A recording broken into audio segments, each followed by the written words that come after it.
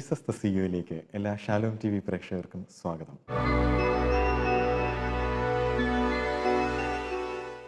തൻ്റെ കഴിവും കഠിനാധ്വാനവും ഈശ്വരവിശ്വാസവും കൊണ്ട് ഔദ്യോഗിക ജീവിതത്തിൽ പ്രചോദിപ്പിക്കുകയും ഒപ്പം പൗലോസിനെ പോലെ ക്രൈസ്തവ സഭയ്ക്ക് വേണ്ടി നല്ല ഓട്ടം ഓടുന്ന, നല്ല ഓട്ടം ഓടിക്കൊണ്ടിരിക്കുന്ന ഇന്നത്തെ നമ്മുടെ അതിഥി Lok Sabha joint secretary and chief of protocol Shri Cyril John. Sir, Jesus the സിയോയിലേക്ക് സ്വാഗതം. സാധാരണ ഒരു വ്യക്തി പാർലമെൻറ്റിലെത്തണമെങ്കിൽ രാഷ്ട്രീയ പ്രവർത്തനങ്ങളോ അല്ലെങ്കിൽ ഇലക്ഷനിൽ ജയിക്കുകയോ ഒക്കെ വേണം. ഇതൊന്നും കൂടാതെ സാറ് പാർലമെൻറ്റിലെത്തിയിരിക്കുകയാണ്. കോട്ടയം ജില്ലയിലെ കുറവലങ്ങാടെന്ന കൊച്ച് കർഷക ഗ്രാമത്തിൽ നിന്ന് സാർ എങ്ങനെയാണ് പാർലമെൻറ്റിലേക്ക് എത്തിയത്? ആ യാത്ര എങ്ങനെയായിരുന്നു? സാറിൻ്റെ ബാല്യകാലം, പഠനം, വിദ്യാഭ്യാസം ഇതൊക്കെ ഒന്ന് വിശദീകരിക്കാമോ? ഞാൻ ജനിച്ചത് പറഞ്ഞതുപോലെ കുറവിലങ്ങാട് ആണ് ജനിച്ചത്. പഠിച്ചത് സെൻറ്റ് മേരീസ് ബോയ്സ് ഹൈസ്കൂൾ കുറവിലങ്ങാടാണ് പഠിച്ചത്. അവിടെ നിന്ന് 10ാം ക്ലാസ് പാസ്സായതിനു ശേഷം പിന്നീടുള്ള എൻ്റെ വിദ്യാഭ്യാസം വടക്കേന്ത്യയിലായിരുന്നു. ഞാൻ ഇൻ്റർമീഡിയറ്റ് 12th പഠിച്ചത് അവിടെയാണ്, BA പഠിച്ചത് അവിടെയാണ്, MA ഇംഗ്ലീഷ് പഠിച്ചത് പഞ്ചാബ് യൂണിവേഴ്സിറ്റിയിലാണ്. അതിനുശേഷം ഞാൻ ഈ ലോക്സഭയിൽ ഉള്ള ക്ലാസ് B പോസ്റ്റിലേക്ക് വേണ്ടിയിട്ട് ഞാൻ ആപ്ലിക്കേഷൻ കൊടുത്ത് അവിടെ പരീക്ഷ എഴുതി. അവിടെ ഒന്ന് പാസ്സായിട്ട് എന്നെ അവിടെ സെലക്ഷൻ കിട്ടി. അങ്ങനെ ഞാൻ ലോക്സഭയിൽ ജോയിൻ ചെയ്തത്. സാറ് കുറവലങ്ങാട് പള്ളി ഇടവകാംഗമാണല്ലോ. അപ്പോൾ ക്രൈസ്തവ സഭാചരിത്രത്തിൽ കുറവലങ്ങാട് പള്ളിക്കൊരു പ്രത്യേക സ്ഥാനമുണ്ട്. ആ പള്ളിയുടെ സ്വാധീനം സാറിൻ്റെ ജീവിതത്തിൽ എങ്ങനെയുണ്ടായി? കുറവിലങ്ങാട് പള്ളി അറിയാമല്ലോ, മാതാവിൻ്റെ പള്ളിയാണ്. മാതാവിൻ്റെ പള്ളി എന്നുള്ള രീതിക്ക് ചെറുപ്പകാലം മുതലേ മാതാവിനോടുള്ളൊരു പ്രത്യേക ഭക്തി. ഞങ്ങൾ സ്കൂളിലുള്ളപ്പോഴും ഞങ്ങളെ കൊണ്ടുപോയി അവിടെ പള്ളിയിൽ കുർബാനയ്ക്ക് കൊണ്ടുപോകായിരുന്നു. അപ്പോൾ അങ്ങനെ മാതാവിനോടുള്ളൊരു പ്രത്യേക ഭക്തി ബാല്യകാലം മുതലുണ്ടായിരുന്നു. ഞാൻ എൻ്റെ ജീവിതത്തിൽ പല തീരുമാനങ്ങളും എടുക്കുന്നതിന് മുമ്പായിട്ട് പള്ളിയിൽ പോയി മാതാവിൻ്റെ മുമ്പിൽ നിന്ന് ഇങ്ങനെ മുട്ടയിൽ നിന്ന് പ്രാർത്ഥിച്ചിട്ട് എനിക്ക് ഒത്തിരി തീരുമാനങ്ങൾ എടുക്കാൻ സാധിച്ചിട്ടുണ്ട്. അപ്പോൾ അന്നും ഇന്നും മാതാവിനോടുള്ള ഭക്തിക്ക് യാതൊരു വ്യത്യാസവും വന്നിട്ടില്ല. ഇന്നും ഞാൻ എന്തെങ്കിലും പ്രധാനപ്പെട്ട തീരുമാനങ്ങൾ എടുക്കുന്നതിന് മുമ്പായിട്ട് പ്രത്യേകമായിട്ട് കുറവിലങ്ങാട്ടെ മാതാവിനെ മനസ്സിൽ ധ്യാനിച്ചുകൊണ്ട് പ്രാർത്ഥിച്ച് ഞാൻ തീരുമാനങ്ങൾ എടുക്കുക. ജോയിൻറ്റ് സെക്രട്ടറി ഒപ്പം ചീഫ് ഓഫ് പ്രോട്ടോകോൾ, സാറിൻ്റെ പ്രവർത്തന മേഖല, ജോലിയെക്കുറിച്ച് ഒന്ന് വിശദീകരിക്കാമോ? എൻ്റെ ജോലിയിൽ ഞാനിന്ന് റിപ്പോർട്ട് ചെയ്യുന്നത് പാർലമെൻറ്റിലെ സെക്രട്ടറി ജനറൽ, അതായത് ക്യാബിനറ്റ് സെക്രട്ടറി റാങ്കിലുള്ള ഒരു സീനിയർ ഓഫീസറാണ്. അദ്ദേഹത്തിനും പിന്നെ നേരിട്ട് ലോക്സഭാ സ്പീക്കറിനുമാണ് ഞാൻ റിപ്പോർട്ട് ചെയ്യുന്നത്. ഇപ്പോൾ ചീഫ് ഓഫ് പ്രോട്ടോകോൾ എന്നുള്ള രീതിയിൽ ഞാൻ നമ്മളുടെ വിദേശ നയം, അതായത് പാർലമെൻറ്റിൽ നിന്നുള്ള വിദേശ നയം, ഇപ്പോൾ പാർലമെൻറ്റ് ലെവലിൽ നമുക്ക് മറ്റെല്ലാ പാർലമെൻറ്റുകളുമായിട്ട് ബന്ധമുണ്ട്. അതുപോലെ എല്ലാ പാർലമെൻറ്റുകളുടെയും ഒരു അസോസിയേഷനുണ്ട്, കോമൺവെൽത്ത് പാർലമെൻറ്റിൻ്റെയൊക്കെ അസോസിയേഷനുണ്ട്.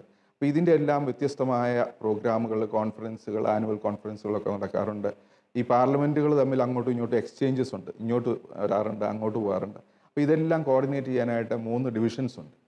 ഈ 3 ഡിവിഷൻസിൻ്റെയും ചാർജ് എനിക്കാണ്. അതുകൂടാതെ എനിക്ക് വേറെ ഇപ്പം എക്സ്റ്റേണൽ അഫയേഴ്സ് സ്റ്റാൻഡിംഗ് കമ്മിറ്റി എന്ന് പറഞ്ഞ് ഡോക്ടർ ശശി തരൂരിൻ്റെ ചെയർമാൻഷിപ്പിലുള്ള ഒരു കമ്മിറ്റിയുണ്ട്. അപ്പോൾ അതിൻ്റെയും ചാർജ് എനിക്കുണ്ട്. പിന്നെ പാർലമെൻറ്റിൽ എല്ലാ പ്രൊക്യൂർമെൻറ്റ്സും എല്ലാ മേടിക്കുന്ന പർച്ചേസസ് എല്ലാം ഡീൽ ചെയ്യുന്ന 2 ഡിവിഷനുണ്ട്. അത് രണ്ടും ഞാൻ സൂപ്പർവൈസ് ചെയ്യുന്നത്. ഔദ്യോഗിക ജീവിതത്തോടൊപ്പം സാറ് സുവിശേഷ പ്രവർത്തനങ്ങളിലും സജീവമാണ്. പല സുവിശേഷ സംഘടനകളുടെയും നേതൃത്വം അലങ്കരിക്കുകയാണ്. ആ പ്രവർത്തനങ്ങളൊക്കെ ഒന്ന് വിശദീകരിക്കാമോ? 1983 ഞാൻ ശരിക്കുള്ള നേതൃത്വ നിരയിലേക്ക് വന്നത്.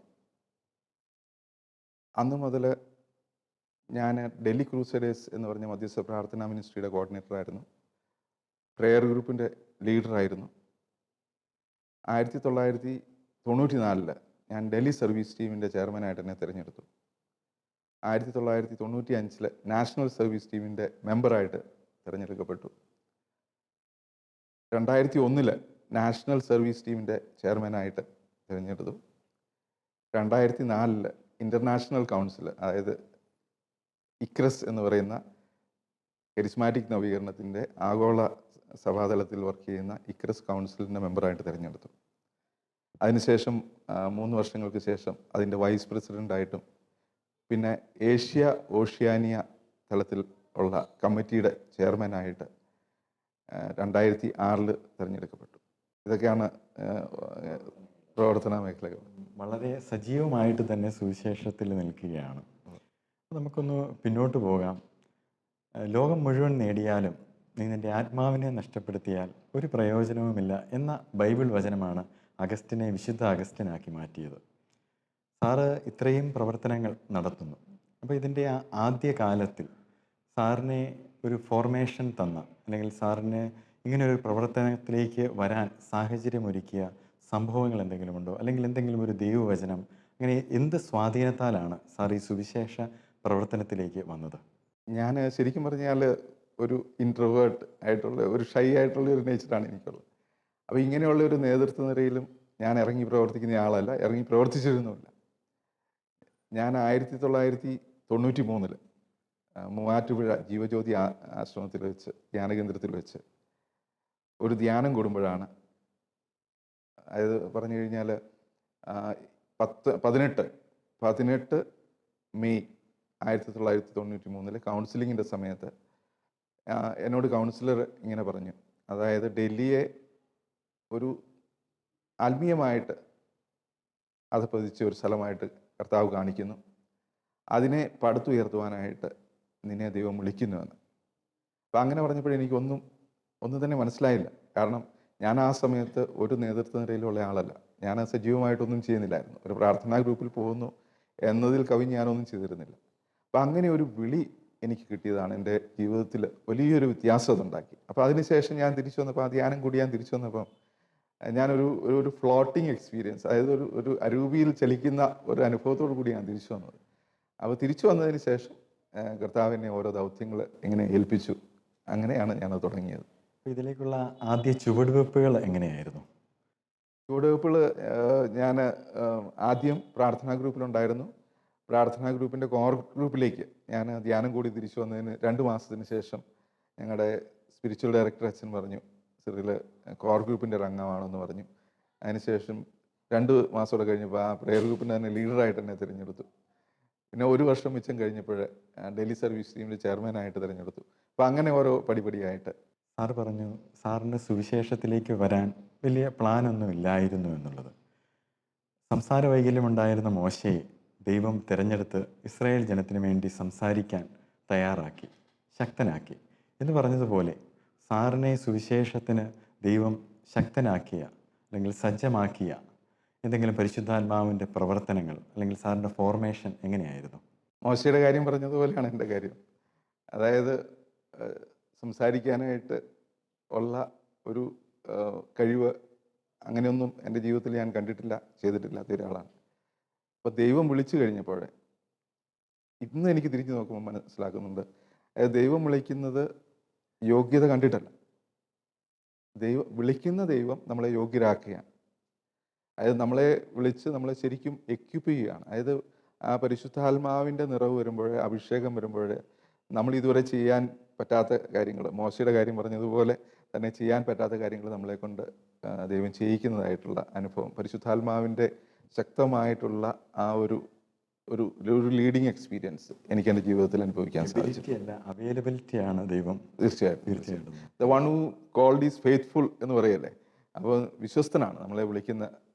അപ്പം അതുകൊണ്ട് നമ്മൾ, എനിക്ക് തോന്നുന്നത് എന്നെപ്പോലെ തന്നെ കഴിവില്ല എന്ന് ചിന്തിക്കുന്ന എല്ലാ വ്യക്തികൾക്കും ദൈവ ശുശ്രൂഷയിലേക്ക് കടന്നു വരാനായിട്ട് സാധിക്കും. ഇപ്പോൾ നേതൃസ്ഥാനത്തിലേക്ക് വന്നു. സാറ് പറഞ്ഞു ഒരു ഇൻട്രോവേർട്ട് നേച്ചറായിരുന്നു. സ്വാഭാവികമായും നേതൃസ്ഥാനത്തിലേക്ക് വന്നു കഴിഞ്ഞപ്പോൾ എന്തെങ്കിലുമൊക്കെ പ്രതിസന്ധികൾ, ബുദ്ധിമുട്ടുകൾ സാറിന് നേരിടേണ്ടി വന്നിട്ടുണ്ടോ? ഞാൻ നേതൃത്വ നിരയിലേക്ക് വന്നപ്പോഴേ ഒരു മോസ്റ്റ് ഇൻഎക്സ്പീരിയൻസ്ഡ് ലീഡറായിരുന്നു ഞാൻ. കാരണം നേരത്തെ വലിയ നേതൃത്വ പരിചയമൊന്നും ഇല്ലാത്തതിൻ്റെ പേരിൽ. അപ്പം ഞാൻ വന്നു, പക്ഷേ ഒത്തിരി ആത്മാർത്ഥമായിട്ട് ഞാൻ തുടങ്ങി. അത് 1994 ഞാൻ ഡൽഹി സർവീസ് ടീം ചെയർമാനായിട്ട് വരുന്നത്.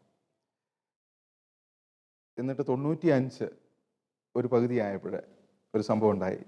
അതായത് ഒരു 86 പേര് എനിക്കെതിരായിട്ട് ഒരു മെമ്മോറാണ്ടം എഴുതി അന്നുണ്ടായിരുന്ന എപ്പിസ്കോപ്പൽ അഡ്വൈസർ, പിന്നീട് ആർച്ച് ബിഷപ്പ് വിൻസെൻ്റ് കൺസസാവിന് സമർപ്പിച്ചു. അപ്പോൾ ഒരിക്കൽ അന്ന് എപ്പിസ്കോപ്പൽ അഡ്വൈസറായിരുന്ന പിതാവ് എന്നെ വിളിപ്പിച്ചിട്ട് പറഞ്ഞു, നിനക്കെതിരായിട്ട് ഇത്രയും റെപ്രസെൻറ്റേഷൻ വന്നിട്ടുണ്ട്, ഞാൻ എന്താ ചെയ്യുന്നതെന്ന്. അപ്പോൾ എനിക്ക് വലിയ പരിചയമൊന്നുമില്ലാത്ത ഒരു സാഹചര്യത്തിലാണ് ഇത് സംഭവിച്ചത്. അപ്പോൾ ഞാൻ ശരിക്കും തകർന്നു പോയി. അന്ന് ഞാൻ തിരിച്ച് വീട്ടിൽ വന്നിട്ട് എന്ന് രാവിലെ ഞാൻ എഴുന്നേറ്റ് മുട്ട നിന്നിട്ട് 2 കരങ്ങളും ഉയർത്തി പിടിച്ചിട്ട് ഞാനിങ്ങനെ ദൈവത്തോട് പറയും, ഞാൻ നല്ലൊരു ജീവിതം നയിച്ചിരുന്ന, സമാധാനപരമായ ഒരു ജീവിതം നയിച്ചിരുന്ന വ്യക്തിയാണല്ലോ ദൈവമേ, എന്തിനാണ് എന്നെ വിളിച്ച് ഈ കുരിശ് എൻ്റെ തലയിൽ ഏൽപ്പിച്ചത് എന്ന്. അങ്ങനെ പല ദിവസം ഞാൻ പ്രാർത്ഥിച്ചു. അപ്പോൾ ഞാൻ ഉദ്ദേശിച്ചതെന്ന് പറഞ്ഞു കഴിഞ്ഞാൽ കഴിയുന്നതും വേഗം ഇതിനകത്ത് നിന്ന് ഒരു റെസിഗ്നേഷൻ കൊടുത്തിട്ട് തിരിച്ചു പോരണം എന്നുള്ളതായിരുന്നു. അപ്പോൾ അങ്ങനെ പ്രാർത്ഥിച്ചുകൊണ്ടിരുന്നപ്പോൾ എനിക്ക് ശരിക്കും ആ, ദൈവത്തിൻ്റെ ഒരു സ്വരം ഞാനന്ന് ശ്രവിച്ചതാണ്, നിന്നെ വിളിച്ചത് ഞാനാണ് എന്ന് വ്യക്തമായിട്ട് ദൈവം എന്നോട് സംസാരിക്കുന്ന ആ സ്വരം ഞാൻ കേട്ടു. കാരണം അതിനുശേഷം ഞാൻ ഒരിക്കലും ഇങ്ങനെയുള്ള പ്രതികൂല സാഹചര്യങ്ങൾ വന്നപ്പോൾ റിസൈൻ ചെയ്യണമെന്നോ വിട്ടിട്ട് ഓടണമെന്ന് ഞാൻ ചിന്തിച്ചിട്ടില്ല. കാരണം അന്ന് എനിക്കൊരു ഹീലിംഗ് കിട്ടിയ ആ ഒരു മേഖലയിൽ. അപ്പോൾ അതെന്നെ ഒത്തിരി ശക്തിപ്പെടുത്തി. അതിനുശേഷവും പല പ്രതികൂല സാഹചര്യങ്ങൾ വന്നിട്ടുണ്ട്. അപ്പോൾ പ്രതികൂല സാഹചര്യങ്ങളിൽ നമ്മളിപ്പോൾ നന്നായിട്ട് പ്രവർത്തിക്കുമ്പോൾ ചിലപ്പോൾ നമ്മുടെ കൂടെ നിൽക്കുന്നവർ തന്നെ നമുക്കെതിരായിട്ട് സംസാരിച്ചെന്നവരും, മറ്റു ചിലർ ആരോപണങ്ങൾ കൊണ്ടുവന്നവരും, അതായത് ഇത് അധികാരമോഹം കൊണ്ടാണ്, കസേരയോടുള്ള മോഹം കൊണ്ടാണെന്നൊക്കെ പറയുന്നവരും, അങ്ങനെയുള്ള സാഹചര്യങ്ങളിലൊക്കെ ഇതെല്ലാം എന്നെ കൂടുതൽ ശക്തിപ്പെടുത്തുക ചെയ്തുകൊണ്ടിരുന്നത്. അതിൽ നിന്നെല്ലാം എനിക്ക് കൂടുതൽ എനർജി ലഭിക്കുന്നതായിട്ട് എനിക്ക് കാണാൻ സാധിച്ചു. ഈ പ്രതികൂലങ്ങൾ സാറിൻ്റെ വ്യക്തി ജീവിതത്തെയും ആത്മീയ ജീവിതത്തെയും കൂടുതൽ ശക്തിപ്പെടുത്തുകയായിരുന്നു അല്ലേ? എനിക്ക് ഇങ്ങനെയുള്ള പ്രതികൂല സാഹചര്യങ്ങൾ എനിക്ക് വ്യക്തിപരമായ ജീവിതത്തിലും എങ്ങനെ ഔദ്യോഗിക ജീവിതത്തിലും ഒക്കെ കരിസ്മാറ്റിക്കിൻ്റെ ലീഡർഷിപ്പിലും സഭയുടെ തരത്തിലുള്ള ഇടപെടലിലും ഒക്കെ എനിക്കുണ്ടായിട്ടുണ്ട്. അപ്പോൾ അതെന്നെ അനുദിനം കൂടുതൽ ശക്തിപ്പെടുത്തി മുമ്പോട്ട് കൊണ്ടുപോയാണ്. ഞാനിന്ന് അതിനുശേഷം ഇങ്ങനെ വളരെ വീക്കായിരുന്ന ഒരു വ്യക്തി ശക്തനായെങ്കിൽ എനിക്ക് തോന്നുന്നു ഇങ്ങനെയുള്ള പരീക്ഷണങ്ങളിലൂടെ ആ തീച്ചുളയിലൂടെ കടന്നു പോയപ്പോഴാണ് എനിക്ക് കൂടുതൽ ശക്തി ആർജിക്കാൻ സാധിച്ചത്. സാർ, ഇങ്ങനെയുള്ള പ്രതിസന്ധികളൊക്കെ വന്നപ്പോൾ സാറിന് പിടിച്ചു നിൽക്കാനുള്ള ശക്തി എവിടെ നിന്നാണ് ലഭിച്ചത്? ഈ പ്രതിസന്ധികളിലൊക്കെ എനിക്ക് പിടിച്ചു നിൽക്കാനായിട്ടുള്ള ശക്തി ലഭിച്ചത് ഏറ്റവും പ്രധാനമായിട്ട് എൻ്റെ വ്യക്തിപരമായ പ്രാർത്ഥനയിലൂടെയാണ്. ഞാൻ നവീകരണത്തിൽ വന്നതിന് ശേഷം, പ്രത്യേകിച്ച് നേതൃത്വ നിരയിലേക്ക് വന്നതിന് ശേഷം, എന്നും മുടങ്ങാതെ എൻ്റെ വ്യക്തിപരമായ പ്രാർത്ഥനയും ബൈബിൾ വായനയും ഉണ്ടായിരുന്നു. അത് വർഷങ്ങൾ തുടർന്നുപോയി. അത് എനിക്ക് വളരെ ഒരു ശക്തിയായിരുന്നു. അതിനുശേഷം ഈ 2004 കാലഘട്ടമൊക്കെ ആയി കഴിയുമ്പോൾ എൻ്റെ തിരക്ക് വളരെ കൂടി കഴിഞ്ഞപ്പോൾ ഈ ഒരു പ്രാർത്ഥനയുടെ ആ തീഷ്ണതയ്ക്ക് ഒരു കുറവ് വന്നതായിട്ട് എനിക്ക് കാണാൻ സാധിച്ചു. അതൊരു 2-3 വർഷത്തേക്ക് പ്രാർത്ഥിക്കുന്നുണ്ടായിരുന്നു, പക്ഷേ എല്ലാ ദിവസവും പ്രാർത്ഥിക്കാൻ സാധിക്കുന്നില്ലാത്തൊരവസ്ഥ. അപ്പോൾ അങ്ങനെ ഇരുന്നപ്പോഴാണ് ഞാൻ സെൻറ്റ് ജോൺ ക്രിസോസ്റ്റം വിശുദ്ധൻ്റെ ഒരു കൊട്ടേഷൻ, ഒരു വാചനം ഞാൻ കണ്ടത്. അതായത്, മീൻ വെള്ളത്തിൽ നിന്ന് പുറത്തെടുത്താൽ അധികം സമയം ജീവിച്ചിരിക്കുകയില്ല, അതുപോലെയാണ് പ്രാർത്ഥനയില്ലാത്ത ഒരു വ്യക്തിക്ക് അധികം സമയം ജീവിച്ചിരിക്കാൻ സാധിക്കുകയില്ല. ഹിസ് സോൾ വിൽ ഡൈ എന്ന്. സത്യം പറഞ്ഞാൽ അത് എൻ്റെ ജീവിതത്തിൽ ഒരു വലിയ ബോംബ് പൊട്ടും പോലെയായിരുന്നു. അതായത് എന്നോട് എന്തോ ആ വചനം എന്നോട് സംസാരിച്ചു. അതായത്, നീ ഇങ്ങനെ പോയി കഴിഞ്ഞാൽ അധികം ദിവസം നിൻ്റെ ആത്മീയ ജീവിതം നീണ്ടു നിൽക്കുകയില്ല എന്നുള്ളത്. അപ്പം അന്ന് ഞാനൊരു ശക്തമായൊരു തീരുമാനം എടുത്തു. എനിക്കിങ്ങനെ ഒരു ബോധ്യം കൂടെ ലഭിച്ചു. അതായത്, നമ്മുടെ ആത്മാവിൻ്റെ ഭക്ഷണമാണല്ലോ പ്രാർത്ഥന. ഇത്രയും കാലമായിട്ട് ഞാൻ ശരീരത്തിൻ്റെ ഭക്ഷണം സമയമില്ലാത്തതിൻ്റെ പേരിൽ ഒരിക്കലും കഴിക്കാതിരുന്നില്ല. എങ്ങനെയെങ്കിലും ഞാൻ സമയം ഉണ്ടാക്കി ശരീരത്തിൻ്റെ ഭക്ഷണം കഴിക്കും. നേരെ മറിച്ച് ആത്മാവിൻ്റെ ഭക്ഷണത്തിൻ്റെ കാര്യം വരുമ്പോൾ ഞാൻ പലപ്പോഴും പറയാറുള്ളത് എനിക്ക് സമയമില്ല എന്ന്. അപ്പോൾ ഞാൻ പറഞ്ഞു, ആത്മാവിൻ്റെ ഭക്ഷണം അതുപോലെ പ്രധാനപ്പെട്ടതാണ്. അതുകൊണ്ട് എങ്ങനെയെങ്കിലും സമയം ഉണ്ടാക്കി ഏതെങ്കിലും നേരത്ത് ഞാൻ പ്രാർത്ഥനയ്ക്ക് വേണ്ടിയിട്ടും ബൈബിൾ വായിക്കാനായിട്ടും മാറ്റിവെക്കും എന്നൊരു തീരുമാനം ഉണ്ടാക്കി. ആ ഒരു തീരുമാനത്തിൽ ഞാൻ ഇന്നും ഉറച്ചു നിൽക്കുന്നു. അതെനിക്ക് എപ്പോഴും ഒരു വലിയ ശക്തിയായിരുന്നു. ഏത് പരീക്ഷണങ്ങളിലൂടെ കടന്നു പോകുമ്പോഴും എൻ്റെ വ്യക്തിപരമായ പ്രാർത്ഥന എന്നെ ശക്തിപ്പെടുത്തിക്കൊണ്ടിരുന്നു. ഇപ്പോൾ പ്രാർത്ഥനയെക്കുറിച്ച് പറയുമ്പോൾ സഭ നമ്മളെ കുറേ പ്രാർത്ഥനകൾ പഠിപ്പിക്കുന്നുണ്ട്. വ്യക്തിപരമായ പ്രാർത്ഥന, ബൈബിൾ വായന, സാർ ഇപ്പോൾ അതിനെ പറഞ്ഞു കഴിഞ്ഞു. എങ്ങനെയായിരിക്കുന്നു സാറിൻ്റെ വ്യക്തിപരമായ പ്രാർത്ഥന, അല്ലെങ്കിൽ വ്യക്തിപരമായ പ്രാർത്ഥന എന്താണെന്ന് ഒരു വ്യക്തി സാറിനോട് ചോദിച്ചാൽ സാറിൻ്റെ മറുപടി എന്തായിരിക്കും? വ്യക്തിപരമായ പ്രാർത്ഥന നമ്മൾ ആദ്യം തുടങ്ങുമ്പോൾ നമുക്ക് പറയാം, നമ്മൾ വന്നിരുന്നു, പ്രാർത്ഥിക്കുന്നു, കഴിഞ്ഞ കാര്യങ്ങൾക്ക് നമ്മൾ നന്ദി പറഞ്ഞ് സ്തുതിച്ച് തുടങ്ങുന്നു. എന്നിട്ട് ആ ദിവസത്തെ നമ്മൾ കാഴ്ചവെക്കുന്നു. അതിനുശേഷം ആ ദിവസം ചെയ്യാൻ പോകുന്ന കാര്യങ്ങളെ കാഴ്ചവെക്കുന്നു. ആ ഓരോ കാര്യങ്ങളെയും സമർപ്പിച്ചുകൊണ്ട് നമ്മൾ പ്രാർത്ഥിക്കുന്നു. അവസാനം നമ്മൾ കുറച്ച് സമയം മധ്യസ്ഥ പ്രാർത്ഥന ചെയ്യുന്നു, പിന്നെ വചനം വായിക്കുന്നു. അങ്ങനെ നമുക്കൊരു സ്ട്രക്ചർ നമുക്ക് പറയാൻ സാധിക്കും. പക്ഷേ നമ്മൾ വ്യക്തിപരമായ പ്രാർത്ഥനയിൽ വളർന്നു കഴിയുമ്പോൾ എനിക്ക് തോന്നുന്നു നമ്മൾ ഈ സ്ട്രക്ചറെയൊക്കെ അതിജീവിച്ച് നമ്മൾ കർത്താവിൻ്റെ തിരുസന്നിധിയിൽ ആയിരിക്കുന്ന ഒരവസ്ഥ. അപ്പോൾ ചില ദിവസം ഞാൻ കർത്താവിൻ്റെ മുമ്പിൽ വന്നിരിക്കുമ്പോൾ എനിക്ക് നന്ദി പറയാനായിട്ട് ഒത്തിരി കാര്യങ്ങൾക്ക് വേണ്ടി നന്ദി പറയാൻ കാണും. കാരണം ചിലപ്പോൾ ഞാനിങ്ങനെ ചിന്തിക്കാറുണ്ട്, ഞാൻ ഏതവസ്ഥയിലായിരുന്നു, എൻ്റെ കർത്താവിനെ ഇത്രയും ഉയർത്തിയില്ലേ, അപ്പോൾ എൻ്റെ മനസ്സിൽ ഏറ്റവും ശക്തമായിട്ട് നിൽക്കുന്നത് ഒരു താങ്ക്സ് ഗിവിങ്, ഒരു നന്ദി പറയുവാനായിട്ടുള്ളൊരു. അപ്പോൾ ഞാൻ അന്ന് മുഴുവൻ ഓർത്ത് കർത്താവിന് നന്ദി പറയും. കർത്താവേ, നീ എൻ്റെ ജീവിതത്തിൽ എന്തെല്ലാം കാര്യങ്ങൾ ചെയ്തു, എന്നെക്കൊണ്ട് ഇതെല്ലാം ചെയ്യിച്ചു എന്നൊക്കെ ഓർത്തിട്ട് നന്ദി പറയും. അപ്പോൾ അന്ന് എനിക്ക് തോന്നുന്നു കൂടുതൽ ഞാൻ നന്ദിയായിരിക്കും പറയുക. വേറൊരു ദിവസം വരുമ്പോഴത്തേനും ഞാൻ വലിയൊരു ഭാരവുമായിട്ടായിരിക്കും ചിലപ്പം വരിക. അപ്പോൾ കർത്താവിൻ്റെ തിരുസന്നിധിയിലിരിക്കുമ്പം ആ ഒരു പ്രശ്നത്തിന് വേണ്ടി, ആ ഒരു പ്രതിസന്ധിക്ക് വേണ്ടിയിട്ട് കൂടുതൽ ശക്തമായിട്ട് മധ്യസ്ഥം വഹിക്കാനായിരിക്കും. ചിലപ്പോൾ ആ ദിവസം ഞാൻ കൂടുതൽ മധ്യസ്ഥം വഹിച്ച് പ്രാർത്ഥിക്കുകയായിരിക്കും. അപ്പോൾ അങ്ങനെ ഓരോ ദിവസവും ഓരോ സാഹചര്യങ്ങളനുസരിച്ച് ഏറ്റവും പ്രധാനപ്പെട്ടത് എനിക്ക് തോന്നുന്നത് ആ തിരുസന്നിധിയിലായിരിക്കുക എന്നതാണ്. അപ്പോൾ അന്നേരം കർത്താവ് നമ്മളെ പ്രേരിപ്പിക്കുന്നതനുസരിച്ച് നമ്മുടെ മധ്യസ്ഥ പ്രാർത്ഥന ക്രമീകരിക്കുക. നമുക്ക് അങ്ങനെ പറയേണ്ട കാര്യമില്ല. അതായത് മധ്യസ്ഥ പ്രാർത്ഥന ഇന്നതെല്ലാം ഉണ്ടായിരിക്കണം എന്നൊരു സ്ട്രക്ചർ പറയേണ്ട ആവശ്യമില്ല. പക്ഷേ ബിഗിനേഴ്സിന് എപ്പോഴും ഒരു സ്ട്രക്ചറും ഒരു ടൈം ടേബിളും ഉണ്ടായിരിക്കുന്നത് വളരെ പ്രധാനപ്പെട്ടതാണ്. സാറ് നേരത്തെ പ്രതിസന്ധികൾ ഉണ്ടായി കഴിഞ്ഞപ്പോൾ ദൈവത്തോട് പ്രാർത്ഥിച്ചു എന്ന് പറഞ്ഞു. എനിക്ക് എന്തിനീ കുരിശ് തന്നു എന്ന്. ശരിക്കും യേശുവിനെ അറിയുന്നതിന് മുമ്പ് ഒരു വ്യക്തി എന്തെങ്കിലും പ്രശ്നങ്ങളോ അല്ലെങ്കിൽ രോഗങ്ങളോ എന്തെങ്കിലും കാരണത്താലായിരിക്കും യേശുവിൻ്റെ സന്നിധിയിലേക്ക് വരുന്നത്. അങ്ങനെ അതിൽ നിന്നൊരു വിടുതൽ ലഭിച്ചതിന് ശേഷം പലരും പറയാറുണ്ട്, പണ്ട് ഒരു പ്രശ്നമായിരുന്നു, ഇപ്പം പ്രശ്നങ്ങളുടെ ഒരു പെരുന്നാളാണ് എൻ്റെ ജീവിതത്തിൽ വന്നിരിക്കുന്നത്. അങ്ങനെ ഒരു അനുഭവം സാറിന് എപ്പോഴും തോന്നിയിട്ടുണ്ടോ? അതിലെനിക്ക് തോന്നുന്നത് കുറച്ച് കാര്യമുണ്ട്. അതിന് രണ്ട് വശമുണ്ട്. ഒന്ന്, നമ്മൾ ഒരു സാധാരണ ക്രിസ്ത്യാനിയായിട്ട് ജീവിക്കുന്ന സമയത്ത് നമ്മളെപ്പറ്റി നമ്മുടെ ശത്രു ഒട്ടും ബോധേടയല്ല. ഇപ്പോൾ ഞാൻ ഒരു ചെറിയൊരു ഉദാഹരണം പറഞ്ഞാൽ, ഒരു വികാരിയച്ഛൻ ഒരിക്കൽ തൻ്റെ പാരീഷിൽ നിന്ന് ചാർജ് വിട്ടിട്ട് പോയപ്പോൾ പുതിയ വികാരിയച്ഛൻ ഒന്ന് ചാർജ് എടുത്തു.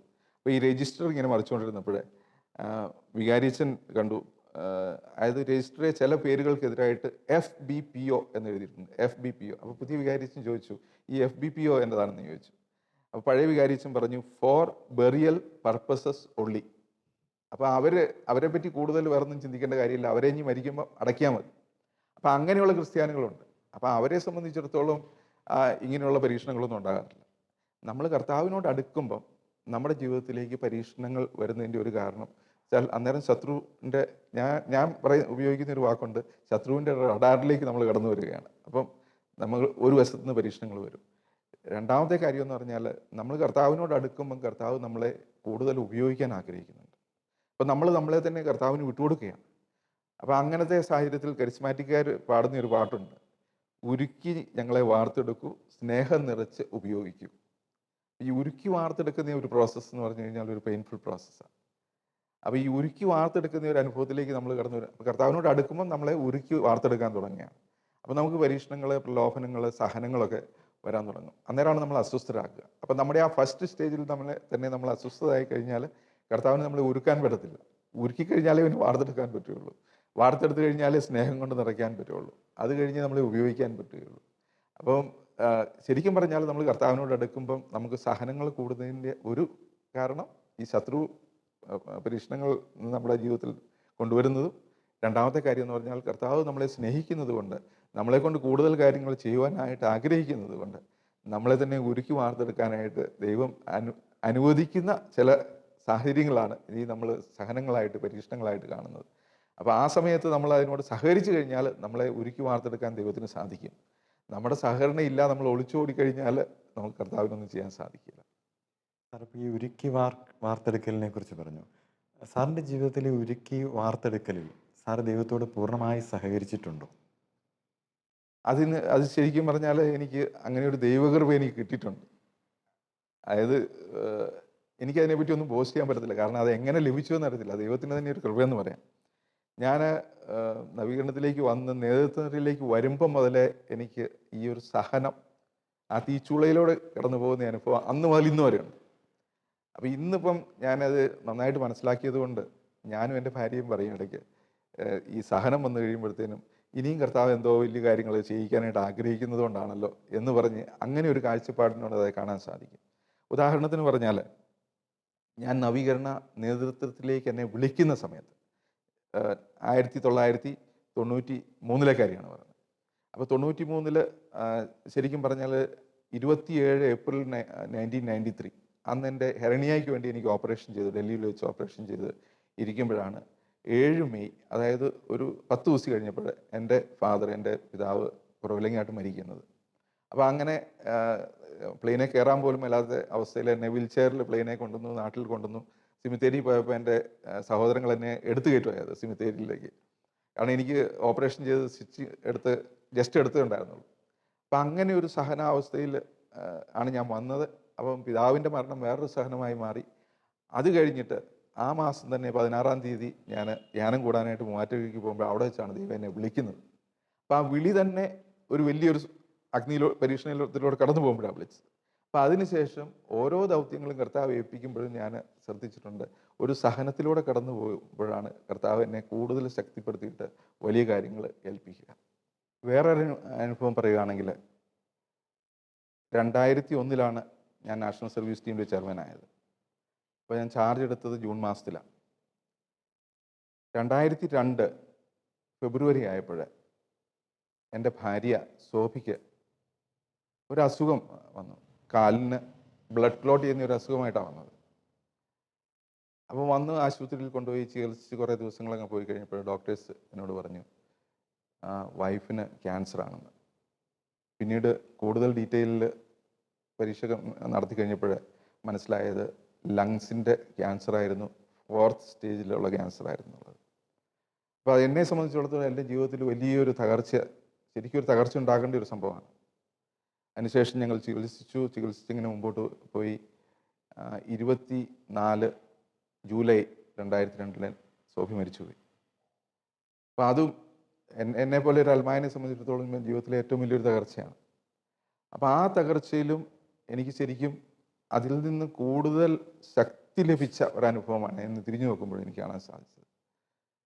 മാനുഷികമായിട്ട് നമ്മൾ തകർന്നു, പക്ഷേ ആ തകർച്ചയിലൂടെ ശരിക്കും അന്ന് ദൈവം എന്നെ സ്നേഹിക്കുന്നു എന്ന് കൂടുതൽ എനിക്ക് അറിയുവാനും ആ സ്നേഹത്തിൽ ആഴമായി വിശ്വസിച്ചുകൊണ്ട് ഈശോയെ അന്ന് മുറുകെ പിടിക്കുവാനും അതിനുശേഷം അതിൽ നിന്ന് ഒത്തിരി അഭിഷേകം ലഭിക്കാനായിട്ട് എനിക്ക് സാധിച്ചു.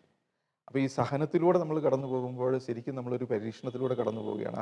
ഓരോ പരീക്ഷണത്തിലൂടെയും നമ്മൾ കടന്നു പോകുമ്പോൾ നമുക്ക് ആ സഹനം വഴി ഒത്തിരി ഊർജം, ഒത്തിരി ശക്തി, ഒത്തിരി അഭിഷേകം ലഭിക്കുന്നുണ്ട്.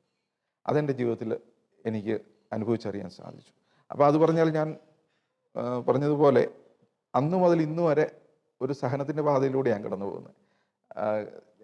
ഈ കഴിഞ്ഞ ദിവസം ഞാനിങ്ങനെ ഒരു വ്യക്തിയായിട്ട് പ്രാർത്ഥിച്ചുകൊണ്ടിരുന്നപ്പോൾ എനിക്ക് കർത്താവ് തന്നിയൊരു സന്ദേശം ഇതായിരുന്നു, സഹനത്തെ പറ്റി ഒരു പുസ്തകം എഴുതാനായിട്ട്.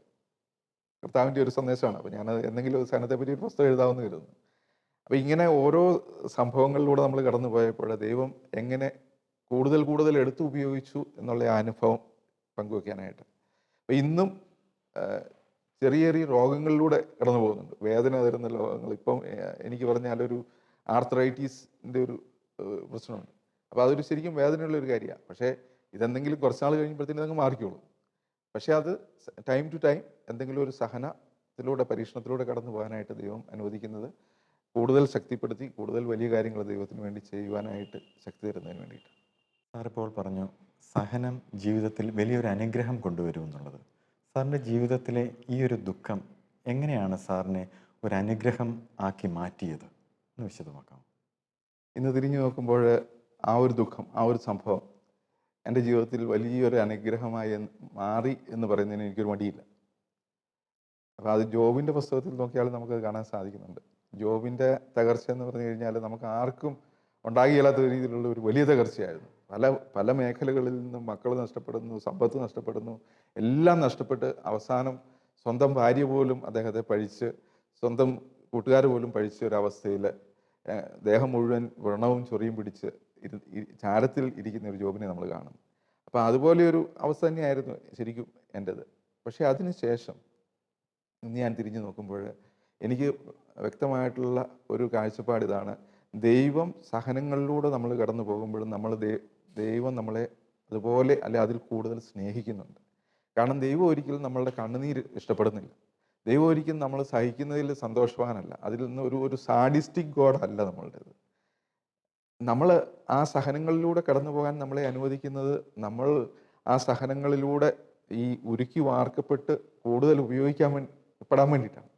അപ്പം അങ്ങനെ നമ്മൾ സഹകരിക്കുന്ന സാഹചര്യത്തിൽ കുറച്ച് പേഷ്യൻസ് വേണം. അങ്ങനെ സഹകരിച്ച് മുമ്പോട്ട് പോകുമ്പോൾ നമ്മളുടെ ജീവിതത്തിൽ ശരിക്കും ദൈവം ഒരു അനുഗ്രഹമായിട്ട് അതിന് മാറ്റുകയാണ്. അപ്പോൾ ഞാൻ അതിനുശേഷം 2004 എൽസമ്മയുടെ മകൻ ജെറിലും ഞങ്ങളുടെ ജീവിതത്തിലേക്ക് വന്നതിന് ശേഷം ശരിക്കും പറഞ്ഞു കഴിഞ്ഞാൽ ഞങ്ങൾക്ക് ഇന്ന് ഞങ്ങളുടെ ജീവിതത്തിൽ ഒരിക്കലും ഞങ്ങളുടെ ജീവിതത്തിൽ ഇങ്ങനെ ഒരു സംഭവം സംഭവിച്ചെന്ന്, ഒരു ട്രാജഡി ഞങ്ങളുടെ കുടുംബത്തിലുണ്ടായെന്ന് ഞങ്ങൾക്ക് ഒരിക്കലും തോന്നാറില്ല.